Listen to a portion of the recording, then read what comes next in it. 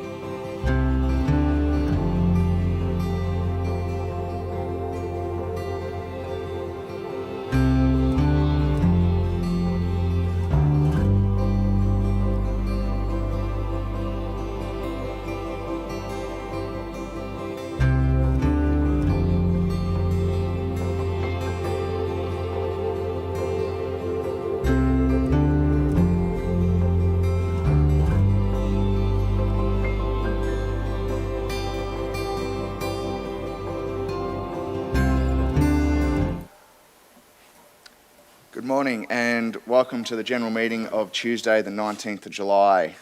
We'll call for apologies, and we do have an apology from Mayor Matt Burnett.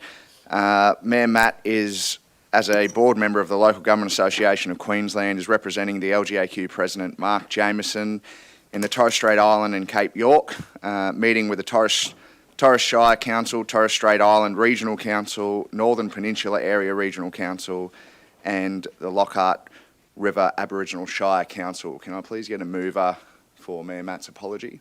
Moved Councillor O'Grady, seconded Councillor Trevor. All those in favour? Declare that carried. We'll move on to messages of condolence. Are there any messages of condolence, councillors? No? Move on to prior notification of conflicts of interest. I don't believe we have any conflicts, councillors. We're right to move on.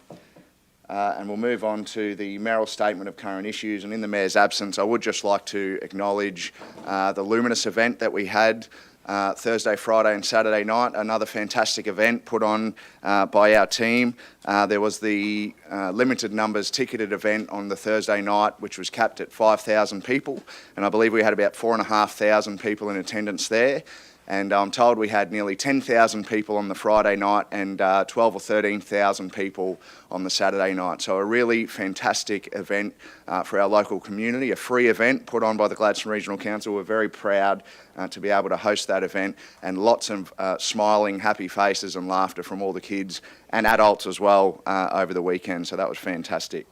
We'll move on now to the confirmation of minutes. Can I get a mover? Yes, so moved. Move Councillor Churchill, seconding Councillor Branthwaite. All those in favour? Declare it carried. We'll move on now to officers' reports. Item number G/3.1, Local Government Association Queensland Annual Conference Motions 2022. And I'll hand over now to the General Manager for Strategy and Transformation, Carly Quinn. Thanks, Carly. Morning, councillors. Thank you. The Local Government Association of Queensland, also known as LGAQ, is Council's peak organisation, bringing councils together and providing opportunity for advocacy for policy change in the state and federal government. This year's conference will be in Cairns from the 17th to the 19th of October and provides an opportunity for councils to influence positive change and promote new ways of strengthening the local government sector.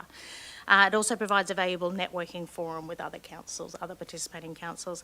Each year, LGAQ invites councils to submit motions to be considered for debate at the conference, with motions that are supported at the conference then becoming priorities for LGAQ in the following year. This report today presents 4 potential motions for your consideration: environmental legislation changes impact, Human Rights Act exemptions regarding safety in the workplace, model policies and stamp duty exemption. The paper also provides the opportunity for you to allocate who will be attending the conference as well.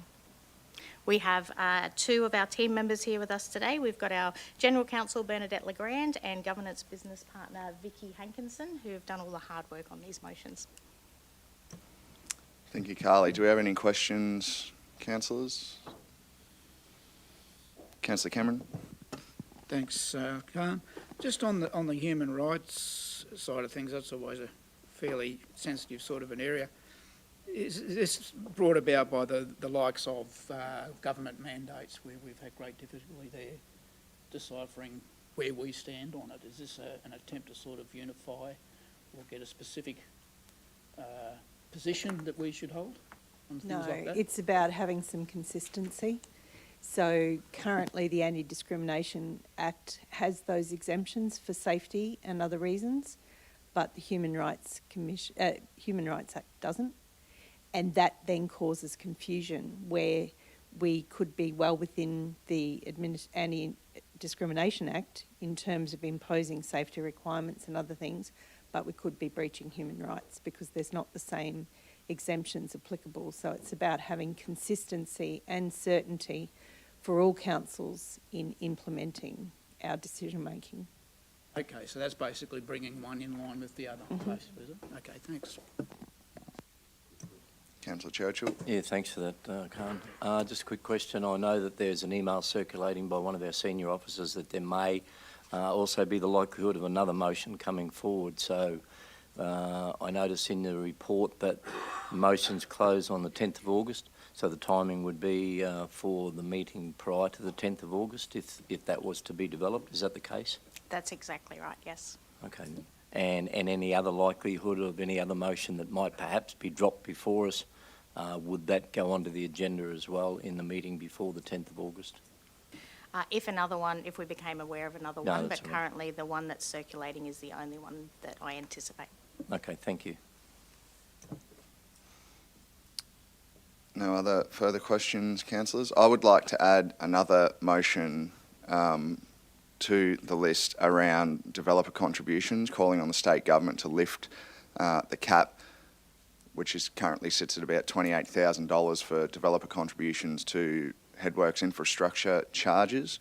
I know this is a motion that we've put forward to LGAQ previously, and it was also an issue that was brought up in the recent Australian Local Government Association conference that the Mayor and I and Councillor Grady and Councillor Cameron attended, and I think it's timely that we have another push on that particular issue.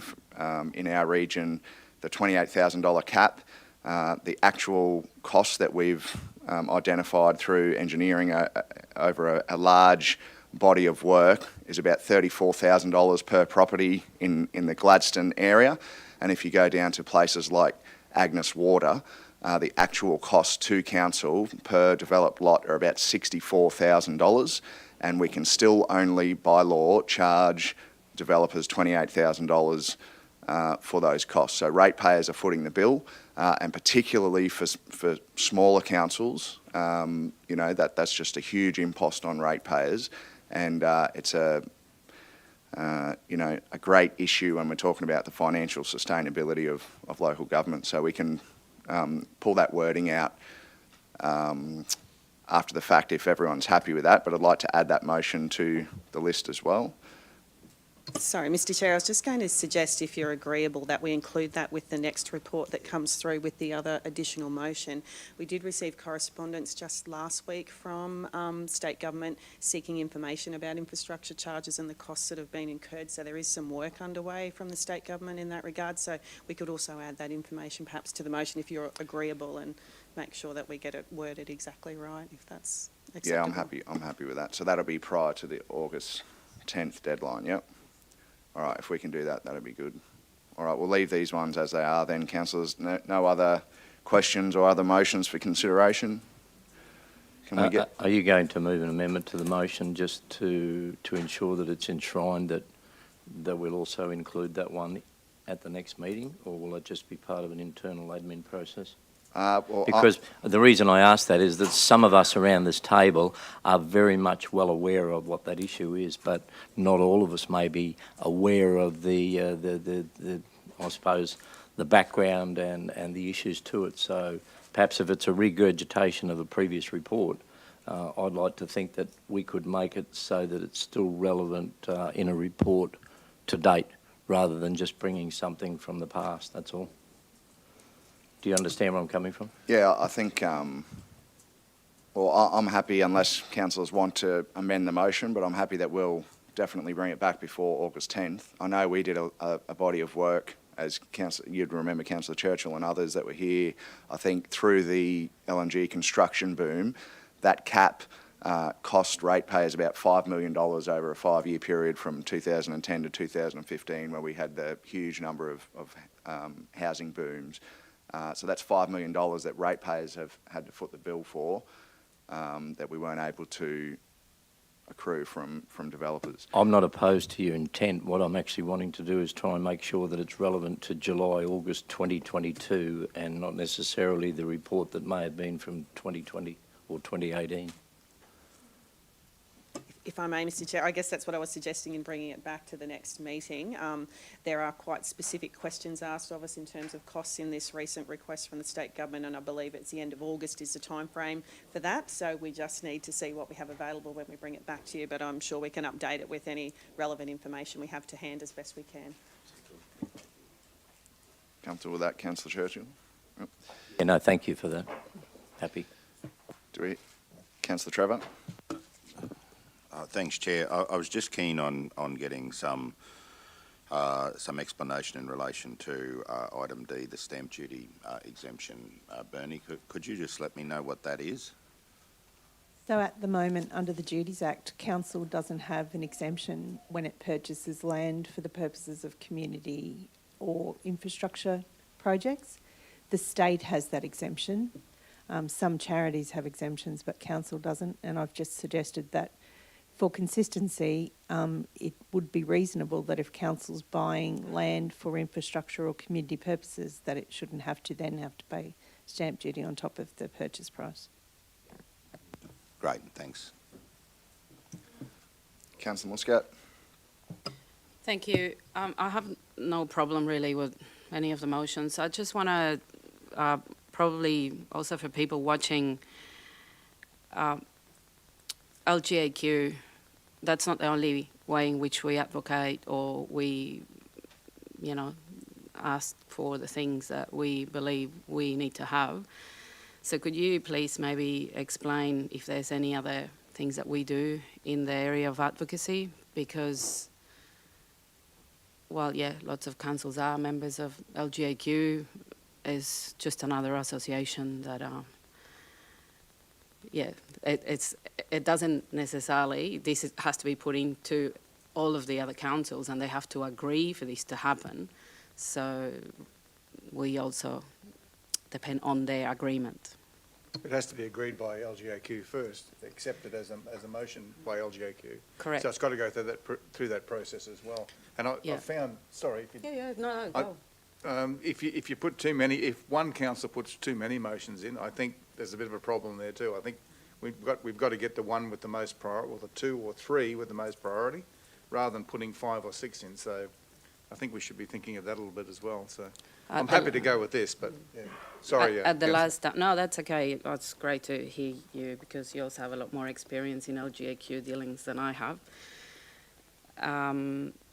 Also, at the last conference, one of the motions that we put forward was not even tabled at conference. So I'm not interested in putting it again because I don't really have much faith that it's ever going to get anywhere, but I just want to put it out there that it's not the only thing that we can do to advocate for what we believe we need.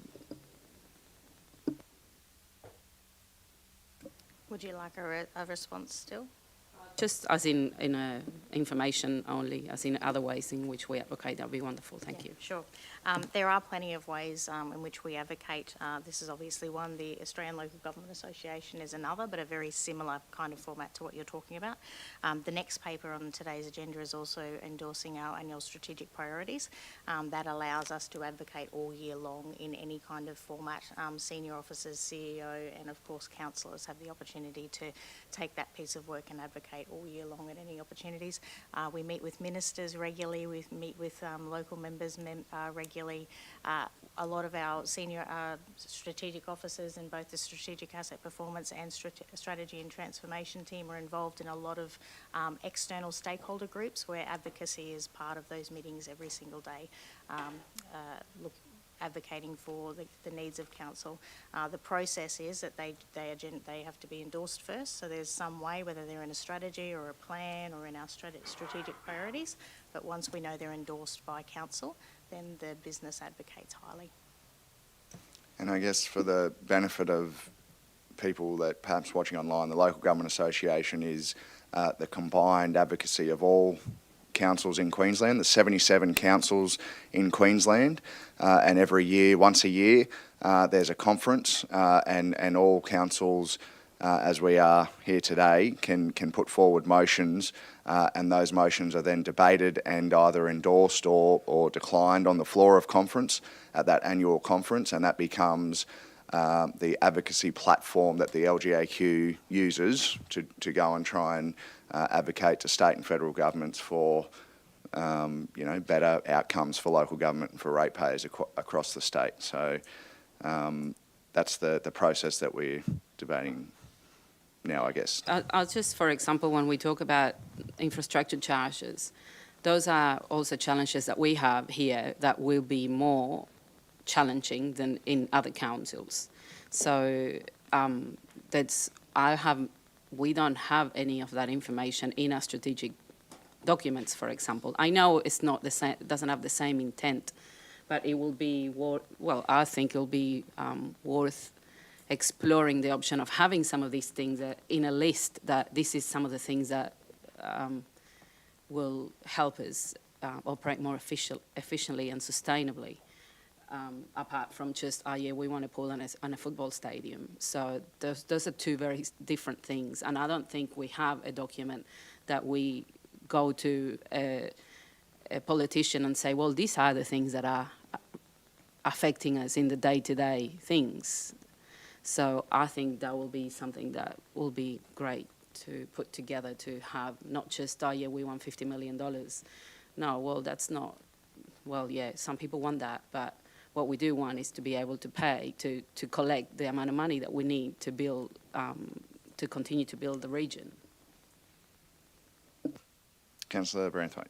Yeah, thank you, Councillor Khan. I'll just point that Councillor Muscat and Councillor Hanson raised just before, that a lot of these things some of these motions don't even reach the floor. So what actually causes that? So there's a process that the LGAQ has for working through motions and putting them on the floor. Mayor Matt, as a board member, would probably be better positioned to explain that. But there has been rare occasions in the past 6 years where we have put a motion and that hasn't been accepted onto the floor. It's not just as simple as, no, you're not getting your motion. It's going to pass through a committee first. There's communication, and councillors and Councillor Muscat might agree or disagree with how that plays out. But there is a process that they go through. A lot of these motions, we won't be the only council in Queensland that will put forward potentially some of these motions. Yeah. The infrastructure charges motion, I've got no doubt, will be put forward by other councils in the state as it's a topical issue. It has been on the LGAQ advocacy platform for many years, and we have been successful in getting the state government to introduce a CPI increase, which is about 2% or whatever it was, and certainly still a long way short of where it needs to be. So in those instances where there's multiple councils that put forward maybe a similar motion, the LGAQ process will be that they'll go back and communicate with each of those respective councils and say, hey... So there is a little bit of lobbying to a certain degree What, from the officer's point of view as well, or? Well, and it comes through councillors and officers, and there's a process and communication around how can we, align that and get one single motion perhaps instead of 10 slightly different motions. So that plays out. Just from a person look from the outside looking in, like I haven't been part of that process before, and I'm sure a lot of people watching haven't been part of that process at all. And it's good to understand how that all works, and it's not just a matter of putting something forward and hoping like heck that it gets through. There's actually a certain amount of process in the background to ensure that possibly one of or all of our motions get elevated to that point where it actually gets discussed. And there might also be motions too that go through that already exist in the LGAQ policy platform. Yeah. So they'll come back to the council and say, look, Pat, the Human Rights Act exemptions there already on the platform. Yeah. We've got that in there, so we don't need to put it through to the Cool. conference, and we can have that discussion then. Thank you. Councillor Hanson. There's an actual LGA policy committee that decides that when it goes through. So, government policy experts sit on that committee. Yes. Just a brief Other comment. councillors and mayors sitting there. Having been on the Not necessarily LGAQ policy experts. committee is that there are a number of different reasons why these things happen. There are a number of different reasons, and I think our acting chair has already explained those circumstances, but it might be also that the LGAQ is already working on it and there's no necessity for it to be discussed and or debated on the floor of the conference. The other part of it is that the LGAQ being our peak body, I'm well aware that they may already be working on something that may not necessitate the requirement for advocacy because the state, and that's where the parallels work with the state government and the local government. Even though we are subservient to the Queensland government, we do work with them from an LGAQ perspective to try and get the best outcome. We also, councillors have to decide on the delegates and attendees. Councillor Burnett, obviously as the Mayor and a LGAQ board member would like to attend. I would also like to attend. I'm actually potentially going to be sitting on a LGAQ Youth Advisory Committee panel, should councillors decide to send me.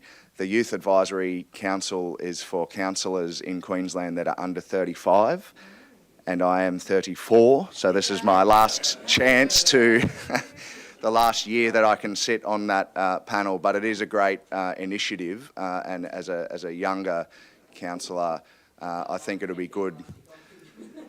It'll be good for other young councillors, certainly new councillors in the state of Queensland, to have some mentorship and some understanding. So I would very much like to attend with your blessing, and we've got the opportunity to send other observers. And the conference is full of, informative and educational presentations, as Councillor O'Grady and Councillor Cameron would have seen at the ALGA conference. So it is a lot of personal development opportunity, and also a great opportunity to hear from other local government areas. As Councillor Muscat mentioned, we have very different issues to perhaps what a Brisbane City Council is facing, or what a very small rural remote council in the north or west Queensland would be facing. So it broadens your horizons around how different local governments are tackling those issues.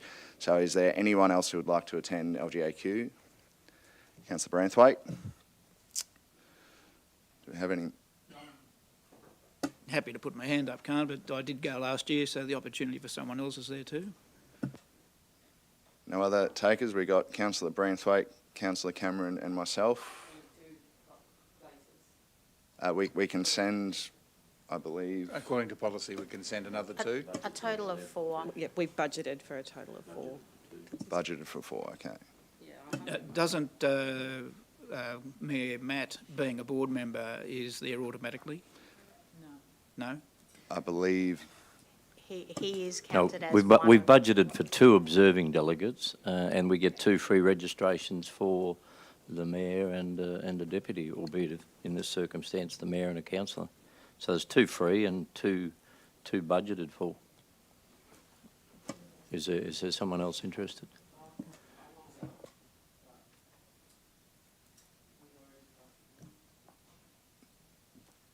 Just to clarify, the budget, although the registration is covered for those 2 delegates, we do still have to pay, well, the mayor is slightly different, but we do have to pay travel and accommodation.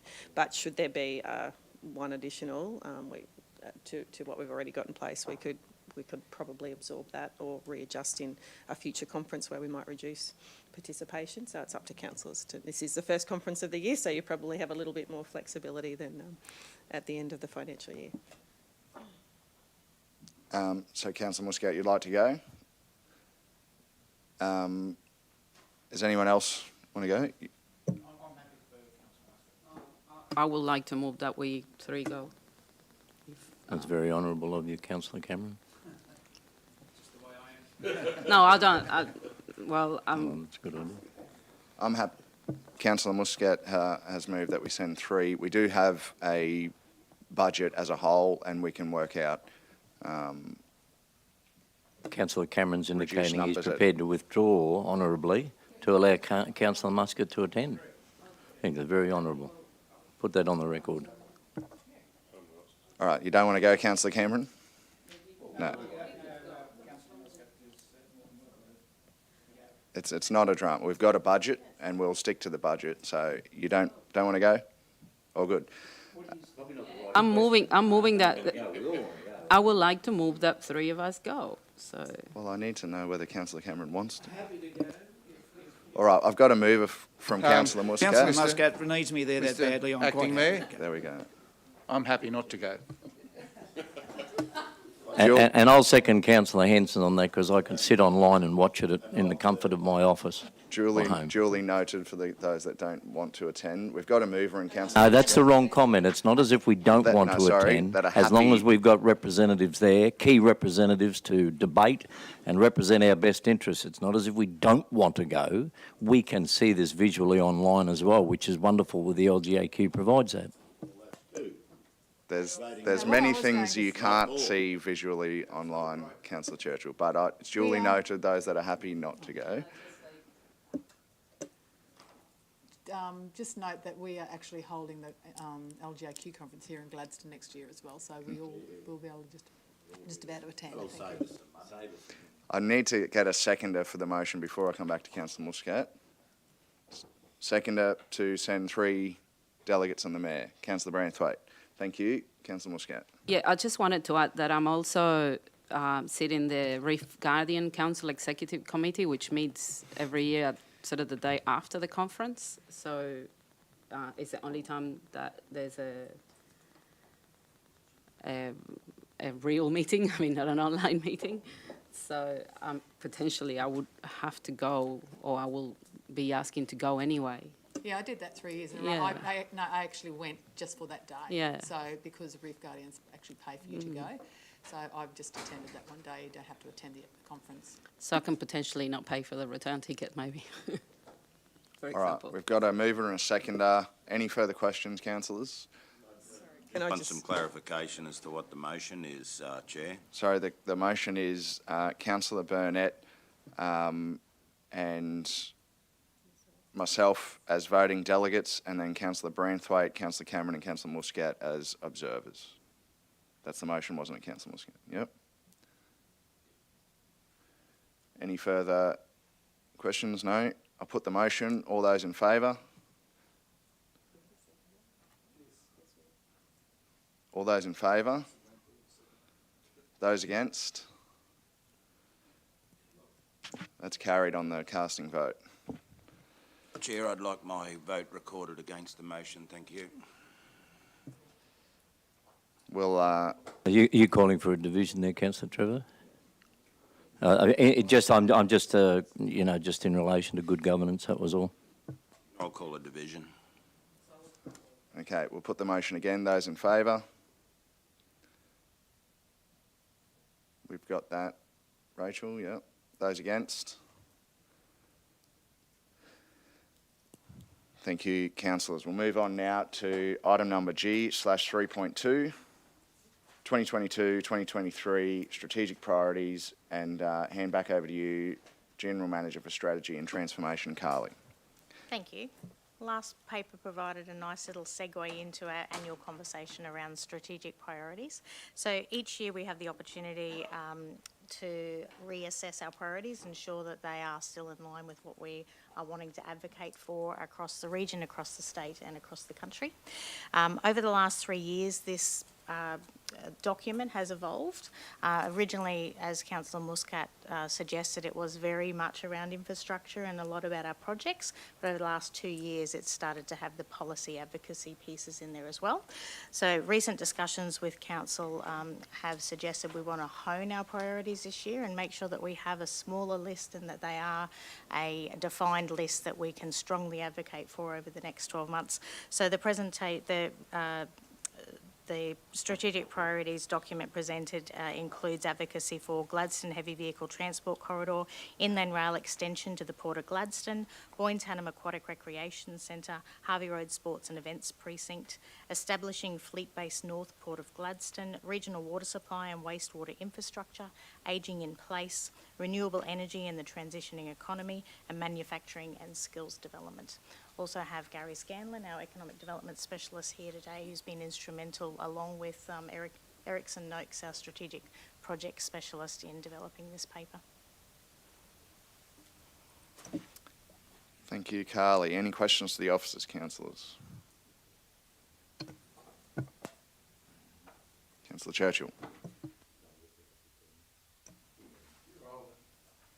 I'm happy with the strategic priorities that are put there, but I think we should be thinking strategically over the next few months of looking at, there's an excellent medical academic development program being conducted by CQU and UQ, and they need housing and actual doctors, training doctors will be here in the town training, not this year or next year, I think it's the year after, but they are in Rockhampton.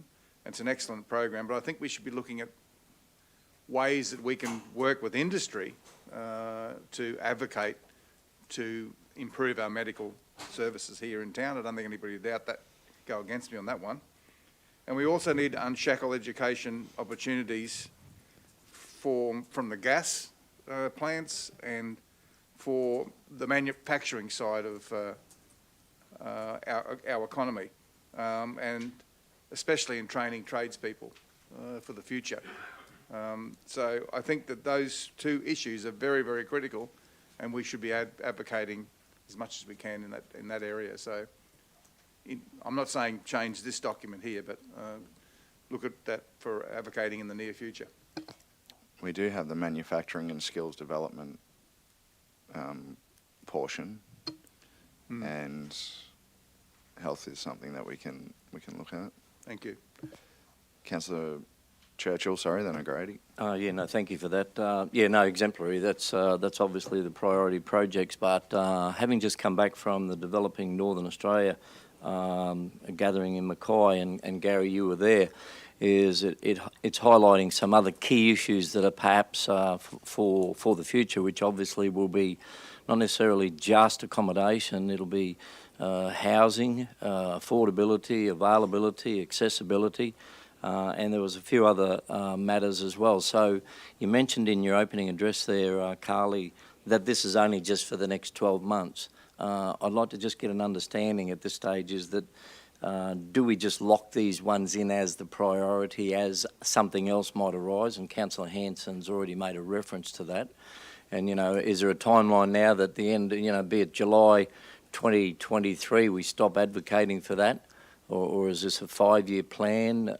Because some of these projects, they're not likely to happen in the next 12 months. So advocacy is about continual talking it up to ensure that we can get the outcome. So I'd just like to understand from a time frame and how else do we drop something in, and if something happens tomorrow, you know, that there's a magic wand waved and one of them is delivered, does it then drop off from a good governance perspective? Thank you for the question. So we do have an annual review cycle. This is the formal annual review cycle. So regardless of whether we feel like there's any changes required or if we hear that there is a new priority, we will do this annual formal process. But we also can relook at our priorities at any particular time. The external environment is ever changing and we need to evolve and be agile with that. There have been occasions in the last 12 months even where we have made changes to the document throughout that period, and we can still do that at any time. So we'll take notes on the couple of topics that have been raised today and work those through our processes and bring them back to Council in due course for consideration. Yeah, no, I'm satisfied with that because it seems to be it from the theme that the only constants are change and disruption. You know, so we're likely to see that over the next 12 months, albeit 2 years. I think there's, if I may, Mr. Chair, I think there's an opportunity to cross-reference those two things like the UQ and CQU medical academic development and developing a health system in Gladstone could be supported by industry a little bit more. And I think that's something we should be looking at as well. Councillor Grady. Thank you, Mr. Chair. I'm just wondering this, the establishing Fleet Base North, Port of Gladstone, if somebody just picked up this document and had a look at that, they would not have a clue what that meant. So I'm just wondering whether we can change that or whether you'd like to make an explanation on that. Yeah, because if anybody else picked up this document, should we say exactly what it's about? There's the, sorry, Gary. There is, so we can absolutely revisit some of that wording if you feel some of the wording needs to be required, but there's also a QR code on the bottom of each page which takes you to our website that has all of the content around any of these activities. But if you think we need to revisit the wording in the document, we can do that. It was more wording on where it just establishing Fleet Base North, Port of Gladstone. It was just that the wording. title. Yes. Okay, yeah. we can revisit the title. Well, yeah. To me, if anybody, some Joe Blow was looking at this, they wouldn't understand unless they've read that document. Thank you. The actual document, I understand what you're saying, Councillor Grady, but the actual document that we would hand to, you know, MPs or senators or whoever has the background information there, and but it is about the recent CQ Rock Defence strategy, which identifies the Port of Gladstone as a potential fleet base for the Defence Force, which would be great for our local economy. Was there any other? Councillor Muscat? Thank you. Yes, the Fleet Base North, I don't think we have discussed that in length, really, as in, well, I've seen something from CQ Rock, and yeah, we have, well, I don't vote on CQ Rock or anything, so I understand that. I understand that it's an idea there, and a study's been done. Now, okay, we can leave it there. I can see something that is kind of a long advocacy thing. It's going to take a long time anyway, but I asked to speak not necessarily because of that, but because of the Harvey Road Sports and Events Precinct. If somebody was to, I mean, what's our intent here? Like, if we get $50 million tomorrow, we can't build this. So I'm just, and that's not something I will be saying, yeah, just take the money and build it. So to me, I don't think I know we are going through some sort of a process. We had recently a presentation about the feasibility, only like 2 weeks ago or something, in relation to the IDF, the Investment Decision Framework. I don't think if we had the money tomorrow, I don't think we can build it. I mean, that's not been made. That's not a decision the council has made yet. So, to my knowledge anyway. So I don't see this as a priority or something that needs to be taking space from our strategic document. So the opportunity for councillors to discuss what we want in our strategic priority projects is right now. So that's where we can have this discussion and debate.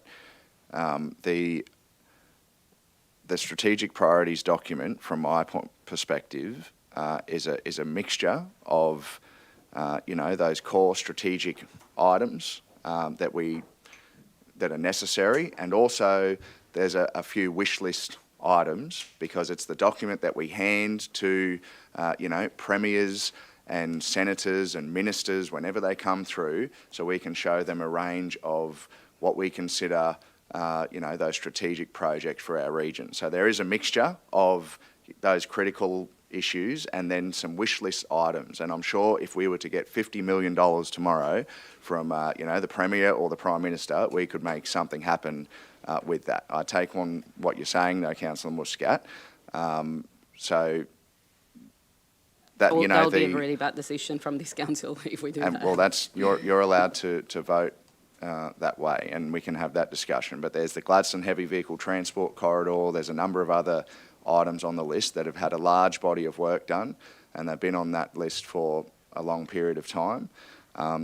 And the Harvey Road Sports and Events Precinct, it has also been there, and we've done a large body of work with a number of those local sporting clubs. So I think that needs to remain there. It may well remain there for many, many years to come, but it's one of those wish list items that I think would be great for our community. Councillor Churchill. No, just a quick comment. Just remembering, it's not only just government we're advocating to, it's industry as well. It's any philanthropic programs that are available. So it's not just government, it's all encompassing. Councillor Cameron. Yeah, thanks. Just to do with the manufacturing and skills development, we've got a School of Manufacturing that's been complete for some time. Do we know what the status of that project is, whether it's going to move forward in some way? It doesn't seem to be moving along. I might hand to you, Gary. Sorry.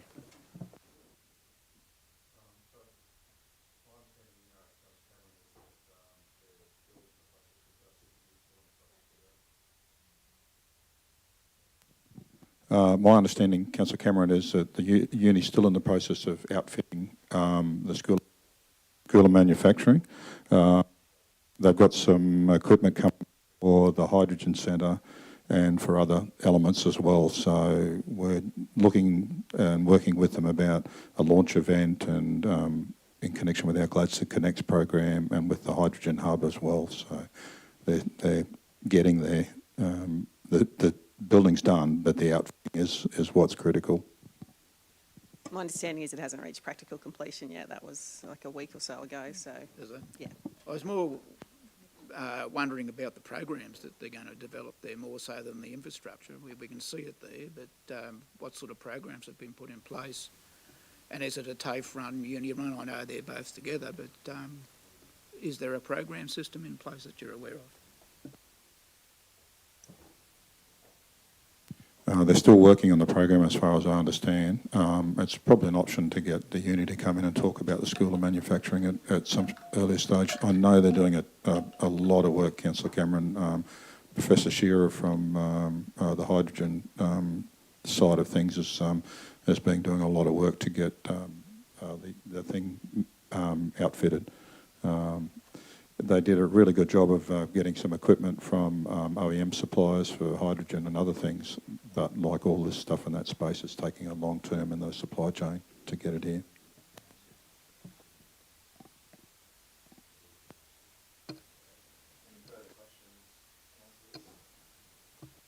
I'm happy to leave the Harvey Road Sports and Events Precinct there, but just it may be a wish too far. With the funding required, and the sports complex itself needs upgrading. So I think we should still be looking at that distance that funding may be available for a big U-Butte complex rather than the other options that we have as well of upgrading the existing grandstand, upgrading the existing ground, upgrading the existing facilities. So I don't think we should be taking that option off the table either, so just keep thinking of that. I totally agree with you, Councillor Hanson. Something needs to be done. We're just a matter of what that will be determined. And I suppose that goes back to Councillor Muscat's point, is that what is it that needs to be done, and that can be determined. I'm happy to move the officer's recommendation. We have a mover in Councillor Churchill, seconded Councillor O'Grady. No further questions. We'll put the motion. All those in favour? Declare it carried. Councillor Muscat would like her vote recorded against the motion.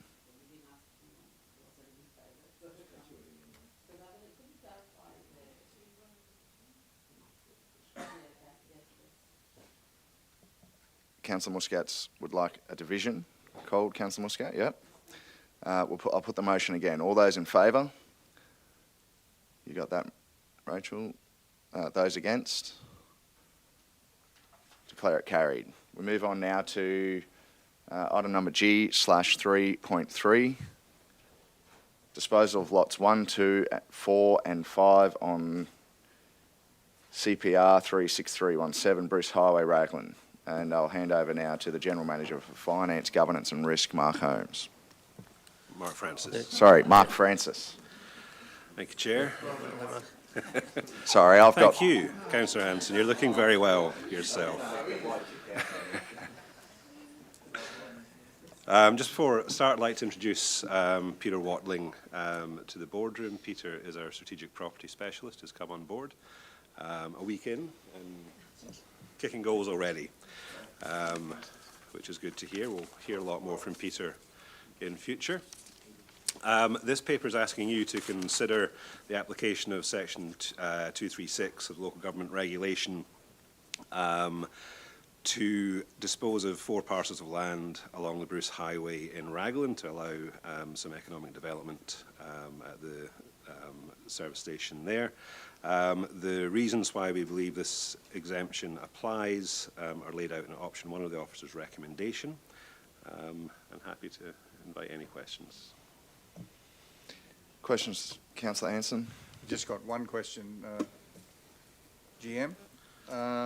Is there an interest from the other adjoining landowner, the Raglan Tavern, in this land? No, we've approached the only adjoining landowner besides SGS Fuels is Department of Main Roads, and they've been approached. So the tavern's not an adjoining landholder as such. Yeah. Thank you. Councillor Branthwaite. Yeah, just with relation to lot number 5, there's already a driveway accessing through that block. Will that SGS or whatever it is, Fuels, be required to purchase that? Is that the service station? Yeah, lot 5 is part of the package we're considering. But they're already accessing through that as well? They are, yeah. And if we weren't to dispose it to them, we would want to undertake some form of easement or other licensing arrangement for them to use it. So that'd be one of the things we would need to do if we don't dispose. Wow. Just imagine closing that access off, eh? Yeah. The other bit was the gap in between the 2 lots of properties. What's the note of that? Is it unusable ground, or is it just no property surveyed in there? That's part of lot 3. It's a odd-shaped block.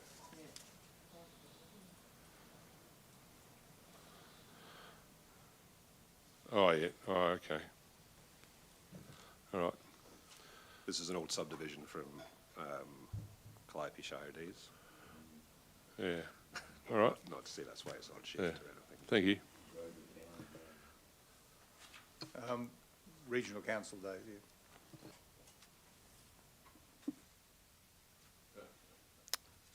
No further questions, councillors. Can I get a mover? Moved Councillor Hanson, seconded Councillor Branthwaite. Put the motion. All those in favour, declare it carried. Thank you. Move on now to item number G/3.4, tender, Benaraby landfill capping, and this one is Mark Holmes. Is that right?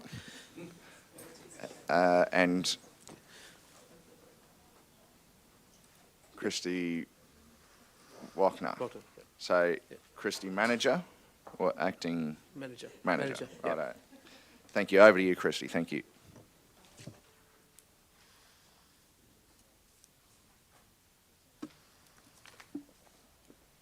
Thank you, Acting Mayor, and good morning, councillors. So this report seeks resolution from council to enter into a contract with McCosker Contracting Proprietary Limited to construct the capping of Cell 2 Northern Batter Phase 1 at Benarabi Landfill. Seems fairly Short and straightforward. Yeah, short and sweet. Yep. Just one quick question. Oh, unless someone else is before me. All Just one yours. quick question I was trying to work out, and it's not relevant, I support the recommendation, but when you did your tech score and your local content tech score, DEC Group rated higher from tech score and local content, but they still finished 3. 1, 2, 3. Did you see that in the numbers? One was 36, one's 38, and I was trying to work out why they were 3. Yeah, the difference would have just been the local content weightings driven from their procurement plan. Even though they got 38 and the Bell Equip group got 36. Yeah, it just means that Bell Equip and DECC Group scored differently in their local content. So Bell Equip scored, 8 points, and DEC Group scored 6 points. Right. Okay then. All right. Just trying to understand the matrix as Councillor Khan does regularly. But thank you for that. No, happy to move the motion unless someone else wants to. Happy to move the officer's recommendation. Got a mover in Councillor Churchill, seconder Councillor Cameron. Any further questions, councillors? No, we'll put the motion. All those in favour? Declare that carried. Thank you, Christy. We'll move on to item number G/3.5, approved contractor list for the 2022-23 Capital Works program. And back to you, Christy. Thank you. Thank you. So this report seeking resolution from council to conduct an expression of interest to establish an approved contractor list in accordance with section 231 of the local government regulation to support the delivery of the 2022-23 capital portfolio. The approach is intended to support council's response to market conditions through the pre-qualification of contractors prior to project procurements taking place. Thank you. Any questions, councillors? Councillor Hanson, you happy to move? Yes. Seconded Councillor O'Grady. Yes. I'll put the motion. All those in favour? Declare it carried. We'll move on to item number G/3.6, expenditure approval, supply and delivery of landfill compactor. Back to you, Christy. Thank you. Thank you. So this report seeks resolution from council in accordance with council's register of financial delegations to approve expenditure for the supply and delivery of a Tanner H450 landfill compactor. Questions, councillors? Happy to move, Councillor Muscat. Can I get a seconder before we go to Councillor Branthwaite? Seconding Councillor Cameron. Councillor Branthwaite. Thank you, Councillor Khan. I was just making an observation with this. Obviously, the technical side of this piece of equipment is pretty immense because it gives compaction rates. I was just more for the people that are watching online because it's quite a technical piece of kit and ideal for especially our waste component on the landfill. So, yeah, I'm very happy to support this. Thank you. No further questions, councillors. We'll put the motion. Moved by Councillor Muscat, seconding Councillor Cameron. Put the motion. All those in favour? Declare it carried. Item number G/3.7, review of event and venue programming policy, and we'll hand now to the General Manager for Community Development and Events, Kylie Lee. Thanks, Kylie. Yeah, I can introduce. Thank you, Chair. Thank you, Councillors. This morning we are proposing a slight change to the event and venue programming policy to enable Council to activate its consulting rooms at the Phillip Street Community and Families Precinct. This is a new facility, as we know.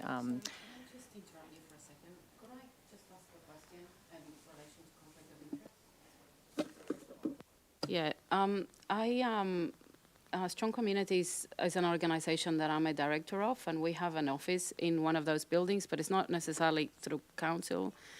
Can I please get a little advice on, because I mean we don't have any of these arrangements, but The bookings are reviewed by the overarching working group for Phillip Street, which includes representation from Council, C4C, which is the building that Stronger Communities hires, and the Salvation Army.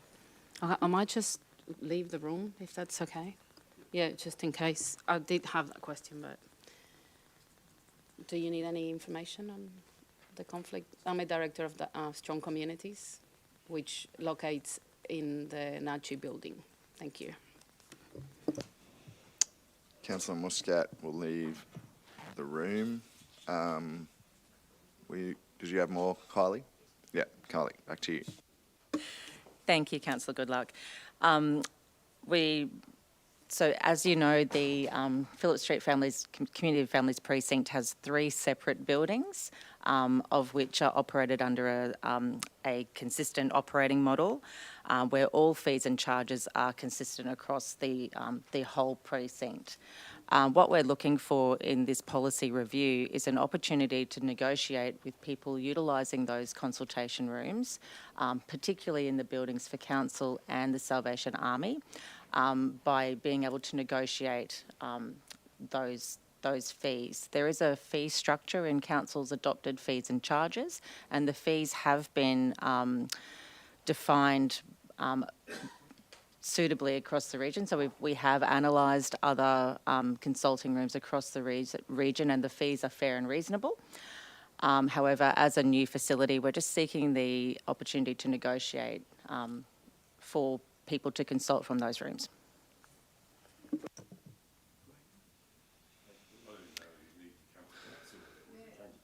I just sort of wonder why it's actually come to here. Change policy. Because that's right. council sets the fees and charges, so officers have to apply the fees and charges, so this allows for variation to them. Councillor... Happy to move that policy change. Maybe a second. Move Councillor Hanson, second Councillor Churchill. No further questions? No, we'll put the motion. All those in favour, declare it carried. If we can welcome Councillor Muscat back. And we'll move on to item number G/3.8, procurement policy review. And Mark, you seem to have your name on every item today. Well, the team has carriage of them, but we'll let the SMEs speak to them. Is this one? You want to sit up? So we'll welcome Christy back. Thanks, Christy. I'm able to introduce and then move. Christy, fill in the gaps.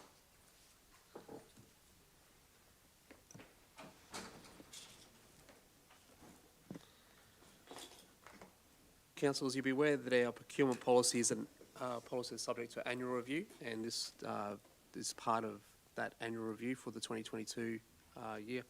Your 2021 policy had a number of changes, and given essentially with the successful outworking of the policy, we probably haven't proposed any changes at this point with respect to the policy. We generally have made some minor amendments from corporate standard just to make sure it's efficient from an administrative perspective, but an overall perspective, the procurement policy has been effective. And we've seeked amendments such as your expression of interest today for your contractor lists and some other ways that we outwork that policy. But the overarching principles remain unchanged. Thank you. Any questions, councillors? No, can I get a mover, please? Move Councillor O'Grady, seconding Councillor Cameron. Put the motion. All those in favour, declare it carried. We move now on to item number G/3.9, parking amendment, subordinate local law. That's where we're up to, wasn't it? And it's not our General Manager, Finance, Governance and Risk. I'll have it introduced, and then Vicky Hanson, Okay. our Senior Governance Advisor, will take it from there. Thanks, Mark and Vicky. So team, we've done a significant review of our parking local law, and basically we're at a point now we need to look at going out to public consultation with respect to that. The paper provided for you looks at making some changes to that policy, particularly with respect to some irregulated off-street parking, and those places there in your resolution to identify the places where we're looking at regulating in those places. Happy to take questions with respect to the report and the process from there, and Vicky will be able to, or myself, will be able to answer any questions. So the Agnes Water one. Sorry. Can I just clarify, we have gone to consultation on these. We have completed that, so that's important that council understands probably the lack of feedback on. Yeah, we have gone out to public consultation and we received no submissions on the proposed changes as summarised in the background for items 1 to 4. There was a later issue that arose regarding the 1770 car park opposite the marina. There was some problems raised there with local residents. Sorry, I call a conflict of interest for if you're going to speak about the 1770 Marina, so not knowing that you're going to speak about that. We're actually just talking about the public car park opposite the marina. That was the best description I could use to describe the car park that's situated opposite.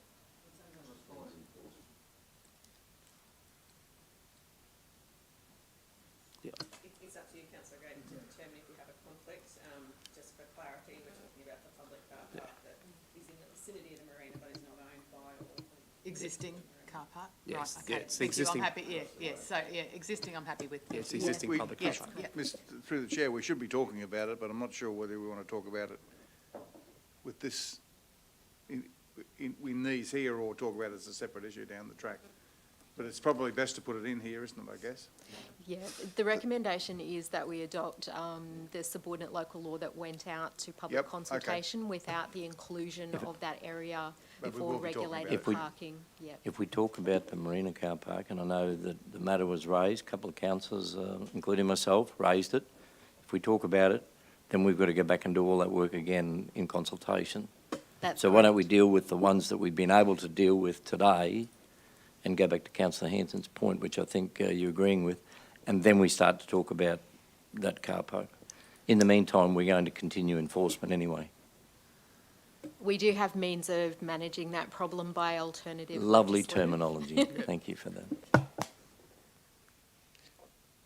No further questions, councillors. Do I have a mover? Moved, Councillor Churchill. Second, Councillor Branthwaite. We'll put the motion. All those in favour? Declare it carried. Move on to item number G/3.10, review of financial delegations, and that's back over to you, Mark Holmes. Thank you. Thank you, Con. This item is a review of our financial delegations with respect to outworking our purchasing and agreed to all of our contract obligations. So you'll be aware of the current environment that we're operating in needs us to be a little bit more flexible with respect to a number of our delegations we have in place.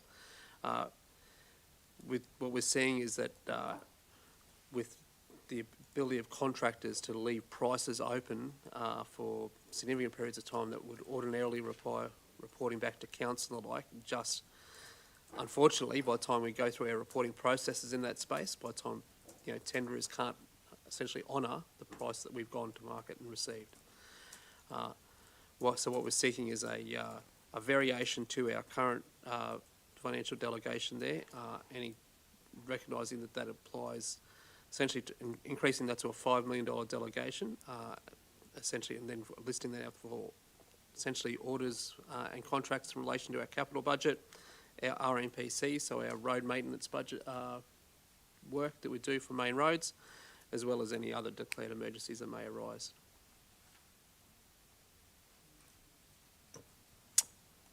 Any questions, councillors?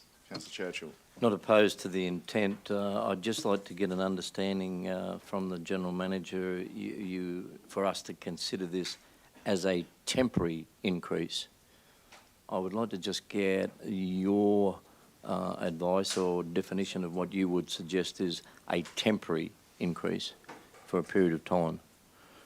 I think subject to council, we're putting a time limit on a review like we do with any policy or any resolution. If we wanted a review of the effectiveness of the amendment at I think we probably would need probably preferably a 12-month time frame. I think the higher inflationary environment at the moment that we're currently operating in isn't predicted to abate anytime soon. So it's certainly not in the next 12 months. So happy to probably put in place and add an amendment there to apply for a review within 12 months. So happy to suggest at this stage, and we could have the debate on it, that if this was to be a motion, then perhaps there should be a review in 12 months' time, appropriately, to see if it's effective, if it's working, and I know that you've indicated in there's quarterly reports, so that as long as we as elected members are being made fully aware of those decisions and the benefits that are coming from it in the current, I suppose, state, national, international market. Yeah. All right, thank you. Councillor Hanson. Through the chair, I've said this before, but I think that the organisation can look at increased capital planning before the project is underway, and that includes the state of the nation we sit into now, and to plan less work for the year so that you could fit it in that way. It's looking backwards rather than your planning should be done at the start of the year to look at the current situation we have, and to make sure that we plan the correct amount of work to be done that year rather than trying to do everything. That's what I believe, and this is a big step from $500,000 to $5 million, and I think our mayor might fall over if he was here, because I don't think but he's not here. I just think that increasing in delegations, it'll come to the point where you don't really require us here, and that's my problem. I've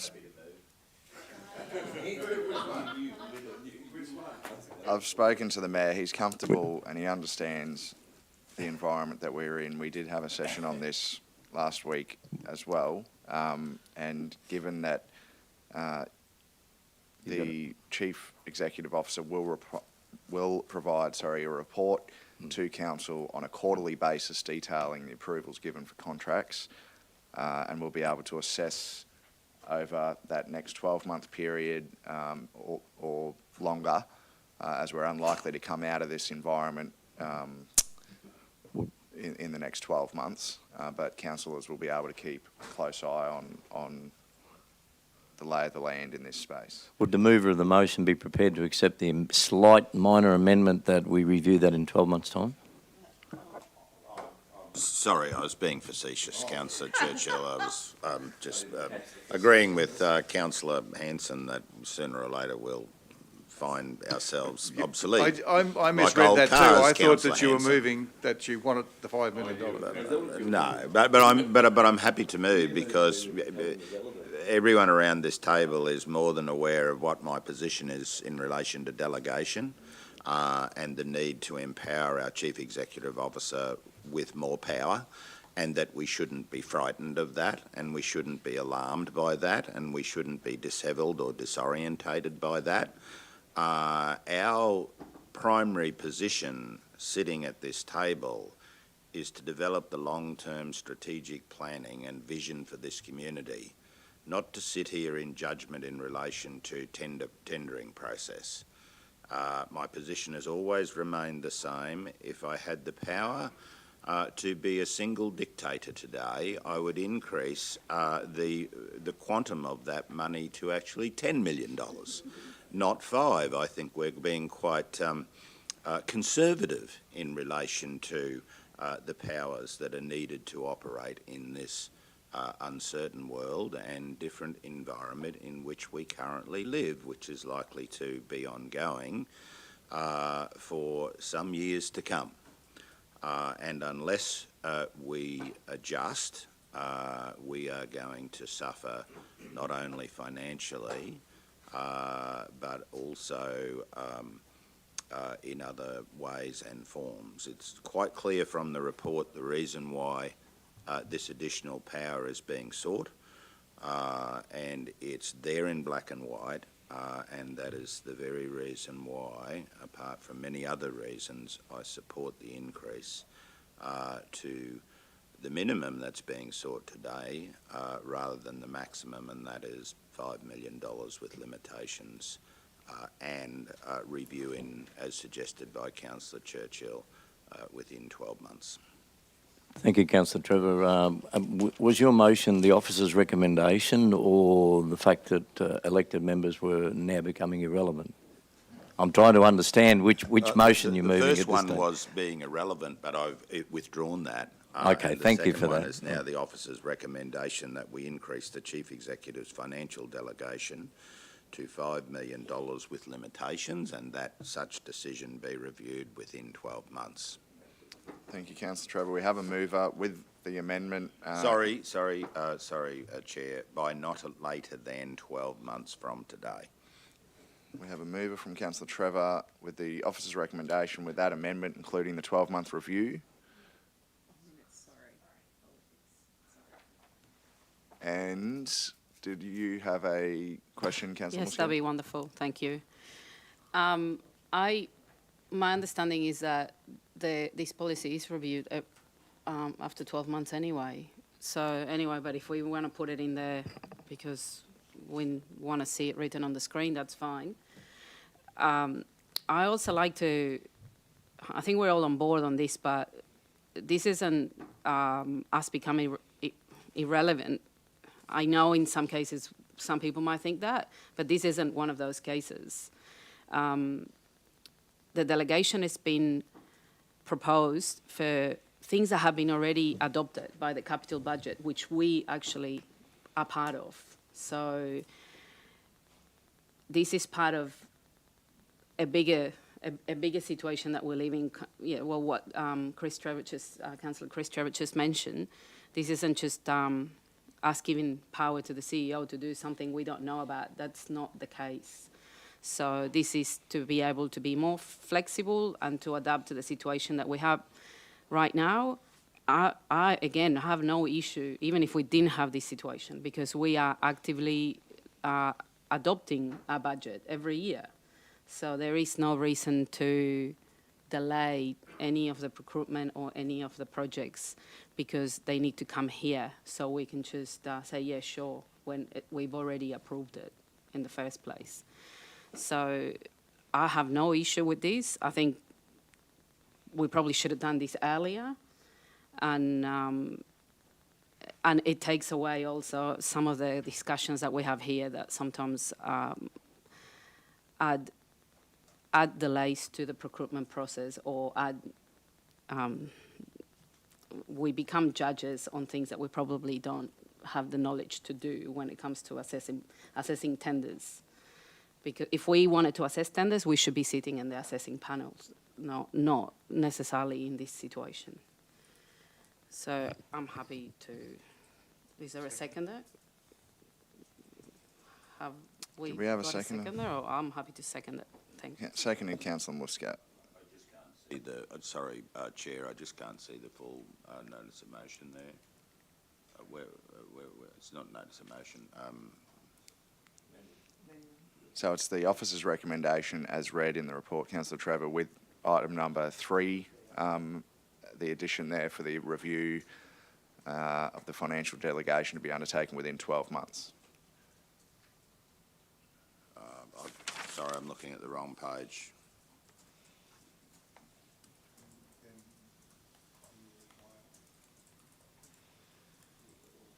Yep, that's fine. So happy with that, Councillor Trevor? Yep. Yes, I am. So we've got mover, Councillor Trevor, seconded, Councillor Muscat. Is Is there any further questions? No. I'll put the motion. Those in favour? Declare it carried. Item number G/3.11, monthly financial report for the period ending 30 June 2022. Thank you, Mark. Yeah, thank you, Mr. Acting Mayor. This item is the monthly financial statements for the period ending 30th of June.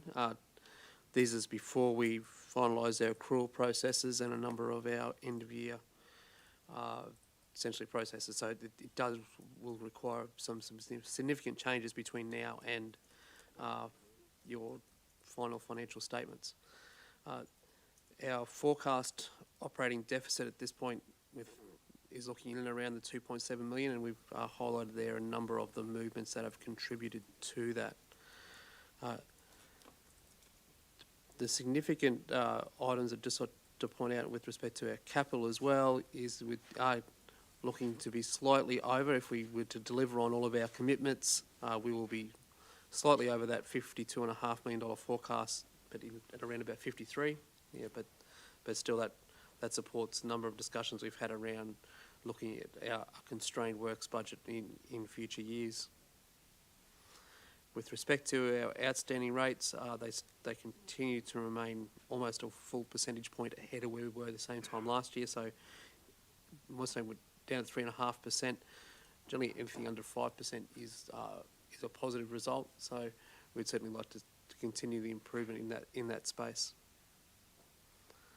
With respect to our ratios, our sustainability ratio has ticked up, currently sitting at just under 92%, and forecast to be in and around our target there of 90%. So that's an indication that even though we've had our constrained works delivery for the year, we've essentially still have met our target of replacing at least 90% of our essentially a depreciation estimate for the year.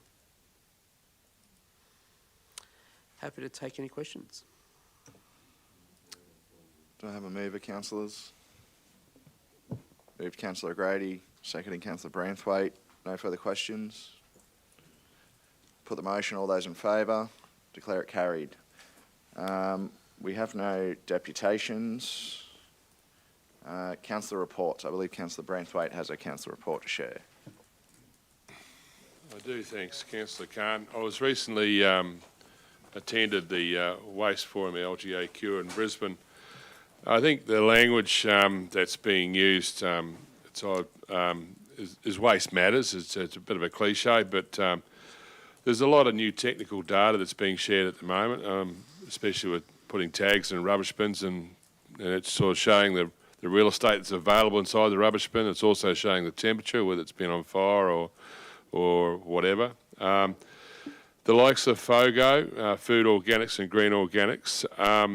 Look, Australia wastes 7.6 million tonnes, which equates annually, which equates to 312 kilos per person around Australia. Around 3% of Australian greenhouse gases are from FOGO, and it equates to $36.6 billion per year of throwing out food. So there's a lot of talk about how we can reduce that. And first of all, is getting people not to buy more than what they actually need. Stick to their list. I'm probably not a very good follower of that, but I certainly will be. It's about eating leftovers. It's about composting and many, many more things. But the targets for 2050 is a 25% reduction in household waste, a 90% reduction of waste, 90% of waste recovered and not gone to landfill, 75% of recycling across all types of waste. The likes of e-waste, we're only catching 17% of e-waste. E-waste is anything that has got a bit of wiring in it. It could be from temperature-controlled things. I've learned what that was, and it's actually the reference to ovens and refrigerators. So, but here in Australia, we have 35 million TVs, computers, printers and accessories to computers being thrown out. We have 9.3 million mobile phones. We're the fourth highest generator per capita in the world of rubbish. We've got textile waste, which is coming into play now. And the other thing that everybody's talking about is the circular economy. I touched on it last week with the CEO and what it actually means to be the circular economy. It's not about the hierarchy of recycling. Recycling is actually at the bottom of the list. But we've got about refusing to buy certain things that we shouldn't to make us a little bit bigger, I suppose. We're about to rethink, reduce, reuse, repair, refurbish. We're about to remanufacture it and repurpose. And the last lower of the hierarchy is to recycle and recover. But it's about keeping things that are of high value and keeping their value in the supply chain rather than throw things away. There's various other grants programs out that are out at the moment with the Resource Recovery Industry Development grant program. There's 29 projects in that.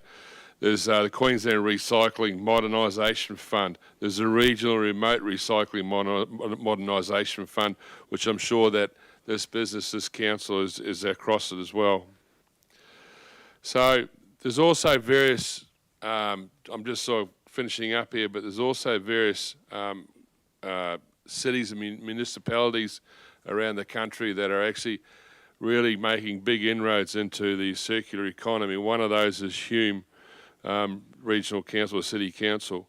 They're doing this Reconofault, which is it's actually recycled asphalt. So they've done 30 kilometres of it so far in 2021. But each kilometre has 530,000 plastic bags and plastic equivalents, 680,000 glass bottles or equivalent.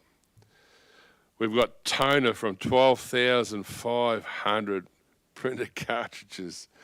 And there's 134 tonnes in that 1 kilometre of reclaimed road asphalt.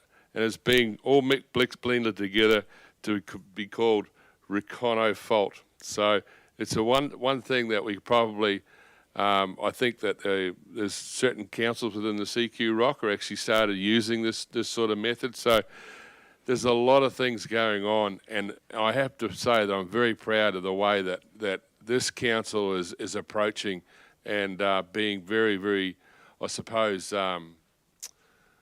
proactive in making things happen. And I think that down the track we'll see the CQ Rock will start to really make inroads into not only FOGO, food organics and green organics, but also into the e-waste and the textile waste industries. And the less we have going to our landfills, the better it is for the future.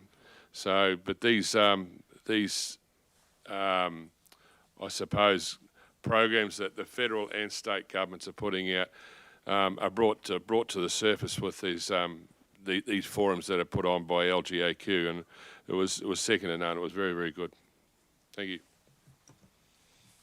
Thanks, Councillor Branthwaite. Councillor Hanson. It's good to hear you talking about the circular economy, Councillor, and we have groups in town, as we well know, creative recycling and those sorts of people doing that sort of stuff, and also education as well. So, yeah. Yeah, it's the more about we can get, the better. Keeping the value of that item right before you throw it out. It's about reusing and rethinking. So excellent. Councillor Churchill. Yeah, well done. That's terrific. And remembering, if we go back a generation or two, we never threw anything away. So we've become a disposable society. So society has a responsibility to be able to change that approach. But that's just a comment. My question is, when you were talking about the Reconofault, it's about putting the rubbish on the road. So is there already a pavement down? Is there some? I'm thinking, does it work well on rural roads? With look, no foundation. I'm really not too sure on that, but I think that the Rockhampton Regional Council have recently trialled using bottled glass and everything mixed in with their asphalt. So it's got to be of certain dimensions and that sort of thing, so it doesn't cut your tyres to shreds. But yeah, I think there are programs locally about that are trialling these things, and I'm sure Councillor Hanson could be aware of those as well. The other thing that I actually was going to do a little clip up was actually the soft plastics. Is the stuff that everything comes wrapped up in our bread and that sort of thing. Now, at the front of supermarkets, that we can dispose of those soft plastics because, and I was when China was actually taking these soft plastics for years, and then they refused to, and then we really didn't know where they were going and whether it was any use putting them there. But people are collecting those. There are companies collecting those, and now there's a program coming out now which will actually you'll be able to put it in a big yellow bag with a QR code strapped to a QR code around it, and it'll go in your recycling bin, and that'll be pulled out at the recycling at the MRF, so to speak. So.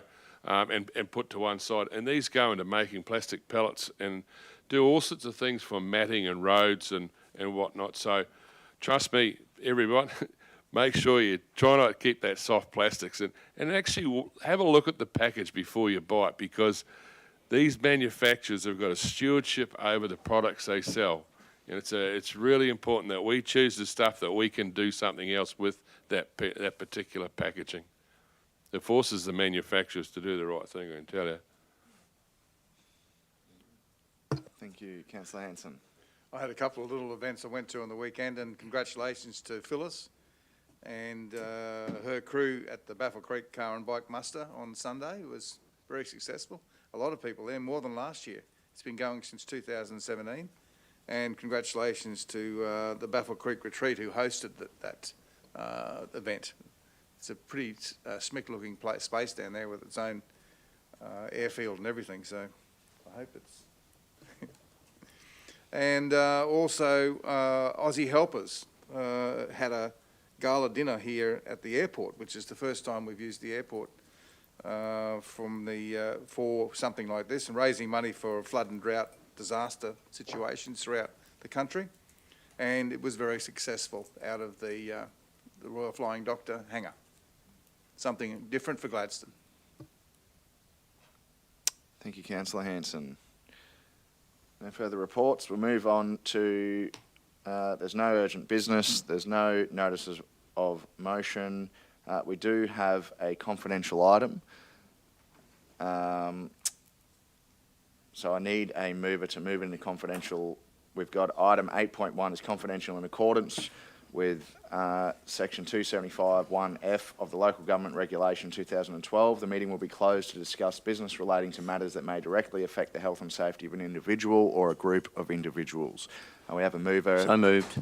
Councillor Churchill, seconding Councillor Cameron. Put the motion. All those in favour? Declare it carried. Thank you.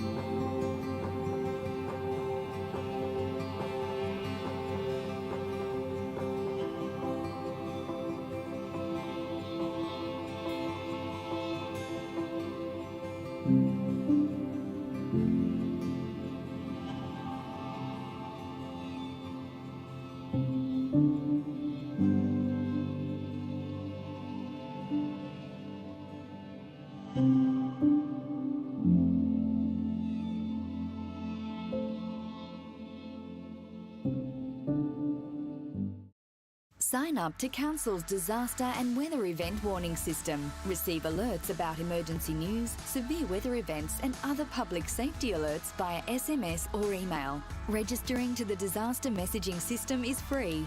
To register, visit Gladstone Regional Council's Region Watch website and click on the Register for Warnings button. Get ready, Gladstone. Take the steps to protect what's most important to you. Let's be better prepared and protected for emergencies and disasters.